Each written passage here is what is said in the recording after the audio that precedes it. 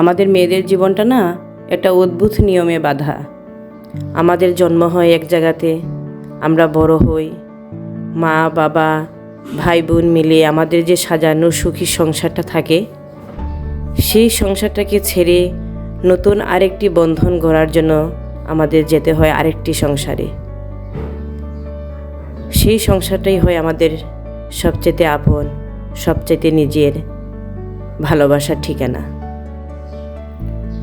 Hello viewers, Bangladeshi blogs by কাবেরীর আরও একটি নতুন ব্লগে আপনাদের স্বাগত। আশা করি আপনারা ভালো আছেন। আমিও সৃষ্টিকর্তার কৃপায় ভালো আছি।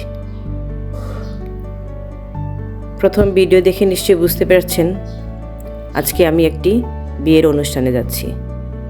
আজকে আমি যাচ্ছি আমার ছোট বোনের মঙ্গলাচরণ অনুষ্ঠানে।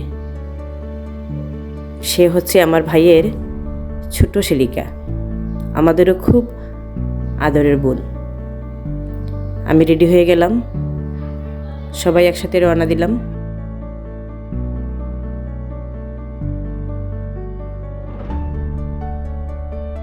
চলুন এবার যাত্রা শুরু করা যাক।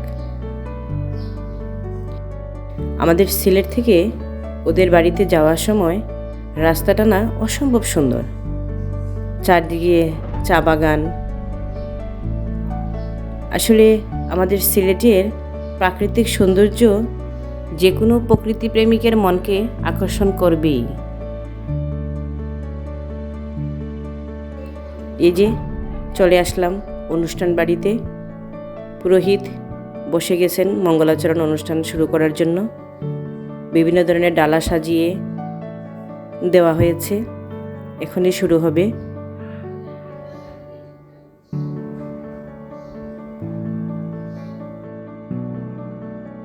কোণে বসে আছে পাশে দুই বৌদিকে নিয়ে।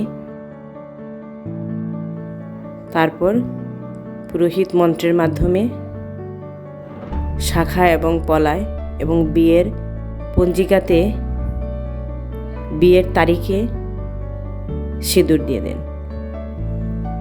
প্রথমে শাখা পলা পরানো হবে, তারপর শুরু হলো একে একে আশীর্বাদ দেবার পালা।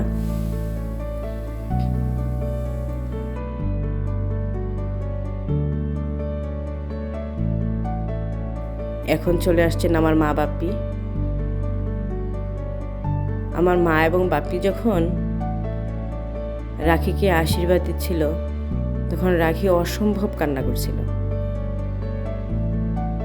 আসলে আমার মা বাপ্পিও আখির মতো রাখিকেও নিজের মেয়ের মতো মনে করতেন,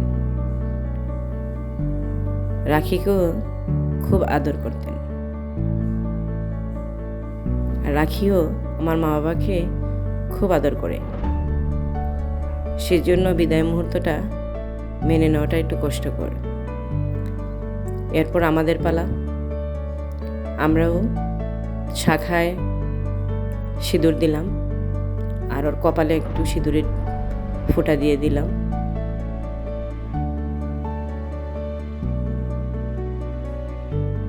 তারপর একটু মিষ্টি মুখ। আসলে পরবর্তী অনুষ্ঠানগুলোতে আর অংশগ্রহণ করতে পারবো কিনা জানি না, তাই আমার মোবাইলে ক্যাপচার করে রাখলাম রাখির মঙ্গলাচরণের কিছু স্মৃতি। আর স্মৃতির পাতায় থাকলো এই অনুষ্ঠানটি।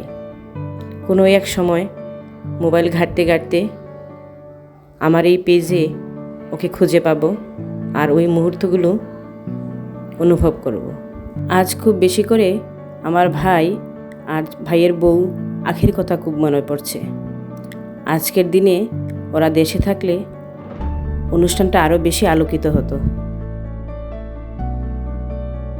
প্রবাস জীবনটা এরকমই। দেশের কোনো একটি অনুষ্ঠান, আনন্দের মুহূর্তগুলোতে পরিবারের পাশে থাকা যায় না। রাখিও বড় বোনের মতো বিয়ের পর স্বামীর সঙ্গে চলে যাবে প্রবাস জীবনে। তার প্রবাস জীবন ও দাম্পত্য জীবন সুখী ও সুন্দর কাটুক, এই কামনা করি। পুরো ভিডিও জুড়ে যারা আমার সাথে ছিলেন তাদেরকে আমার পক্ষ থেকে অসংখ্য অসংখ্য ধন্যবাদ। আর যারা এখনও আমার পেজটিকে ফলো দেননি, পেজটিকে ফলো দেওয়ার অনুরোধ রইল।